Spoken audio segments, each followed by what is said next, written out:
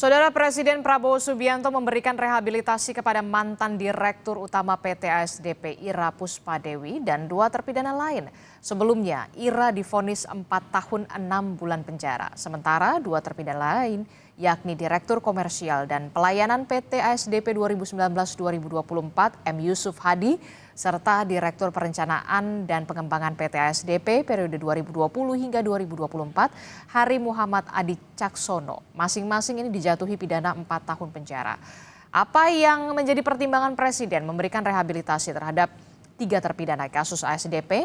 Kita bahas bersama dengan pakar hukum pidana Universitas Jenderal Sudirman, Profesor Hipnu Nugroho melalui sambungan daring. Selamat pagi, Assalamualaikum Prof. Hipnu. Selamat pagi Mbak Adisti. Ya, kita tahu amnesti, rehabilitasi dan juga abolisi merupakan hak istimewa yang kemudian dimiliki oleh Presiden Prabowo Subianto yang diberikan kepada 3 terpidana kasus ASDP. Salah satunya adalah Ira Puspadewi merupakan Direktur Utama PT ASDP. Kalau dari kacamata hukum Anda begitu ya, dengan kasus yang menjerat dan juga sudah ingkrah begitu ya di pengadilan, sudah tepatkah rehabilitasi ini? Ya, gini Mbak, perlu ada suatu pemahaman rehabilitasi, konteks rehabilitasi itu ada 2 terminologi.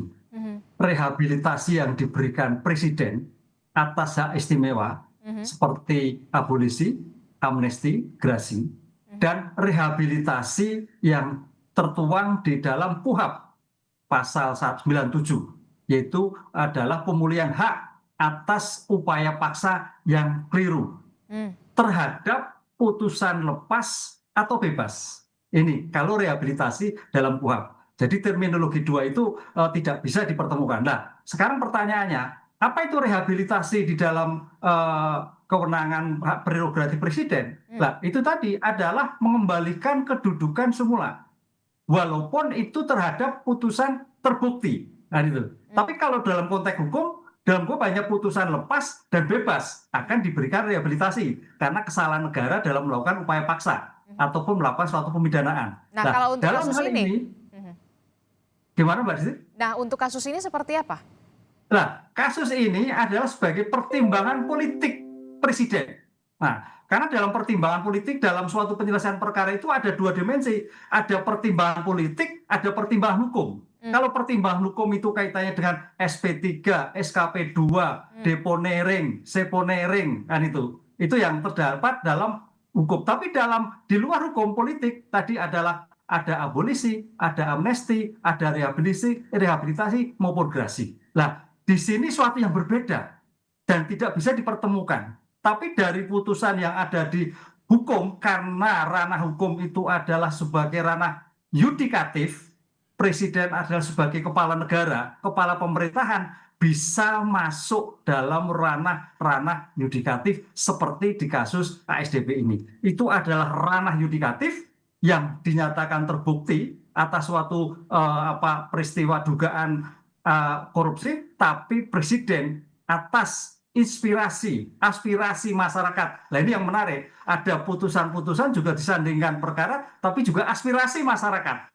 oleh Presiden. Lah, disinilah ya saya kira semuanya benar. Saya kira KPK juga sudah benar menjalankan fungsinya, Presiden juga benar menjalankan fungsi hak prerogatifnya.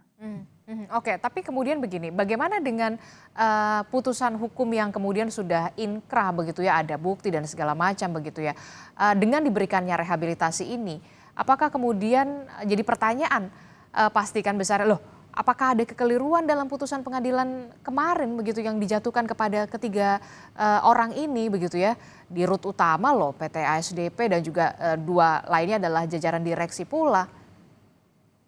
Iya. Ya sebetulnya tidak ada kekeliruan, karena dalam konteks ilmu hukum ini sudah masuk lidik, sidik, pembuktian sampai pada suatu putusan dan kemudian inkrah. Nah, di situ saya kira dalam konteks hukum KPK sudah selesai sebagai lembaga negara yang diberikan tugas dalam rangka pemberantasan korupsi seperti yang ditentukan dalam Asta Cita Prabowo nomor 7, kan gitu kan. Nah, sekarang pertimbangan-pertimbangan yang terjadi dalam Pak Prabowo itu lebih luas. Tidak hanya pertimbangan hukum tampaknya, tapi juga pertimbangan sosial masyarakat. pertimbangan aspirasi yang terjadi, pertimbangan yang kemudian terkait masa depan BUMN. Karena Oke. konteks BUMN ini memang menarik kalau dihadapkan dengan bicara hukum, bicara hukum, bicara pidana, bicara kepastian, bicara bisnis, bicara ketidakpastian. Lah, di sini Mbak, saya kira perlu ada sinkronisasi penanganan-penanganan ke depan. Oke, termasuk juga bagaimana dengan kasusnya sendiri begitu terhadap 3 terpidana ini? Ya, kalau terhadap kasus ini saya kira sudah selesai karena Presiden dengan memberikan rehabilitasi terhadap seseorang, Bu Ira, kedudukan yang bola.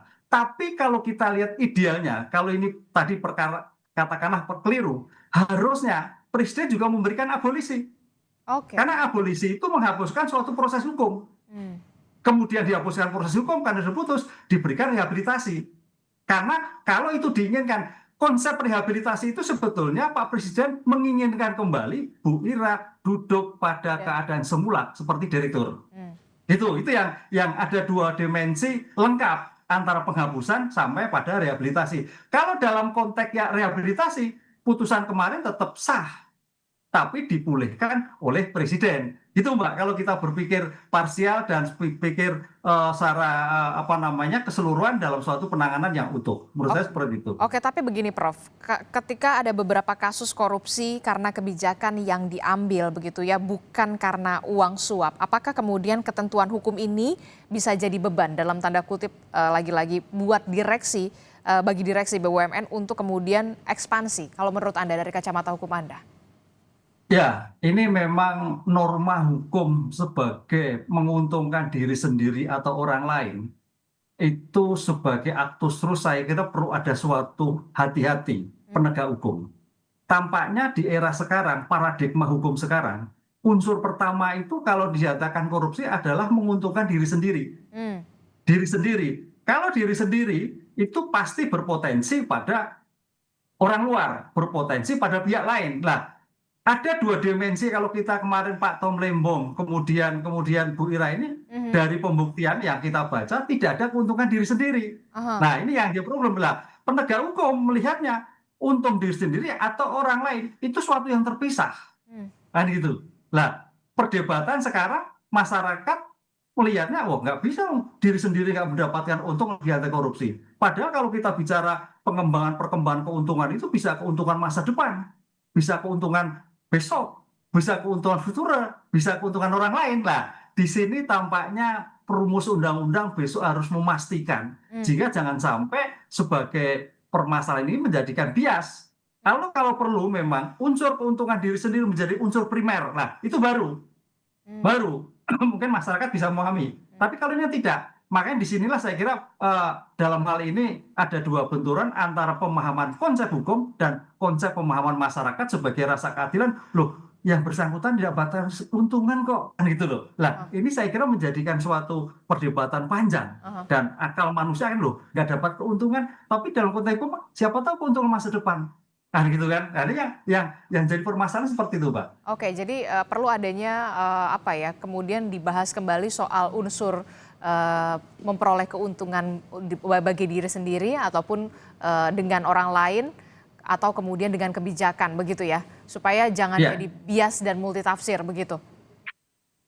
Iya, betul, betul. Karena keuntungan ke depan itu karena konsepnya begini ya, memberikan kesempatan, keuntungan masa depan itu misalkan tokoh misalkan suatu politik ya, kalau kita lihat dalam suatu sebab korupsi itu misalkan kalau kita pernah meneliti tentang Ijon. Ijon itu misalkan kamu sudah saya untungkan loh, suatu saat kita tagih, loh itu sudah salah lagi juga. Nah, ini yang terminologi ini saya kira rumusan ke depan pasal 2 itu muncul karena kebijakan-kebijakan yang menguntungkan masa depan ini sampai sekarang belum terformulasi, Mbak. Jadi keuntungan-keuntungan itu keuntungan yang real, aktor loss yang terhadap dalam perkara yang sekarang ini.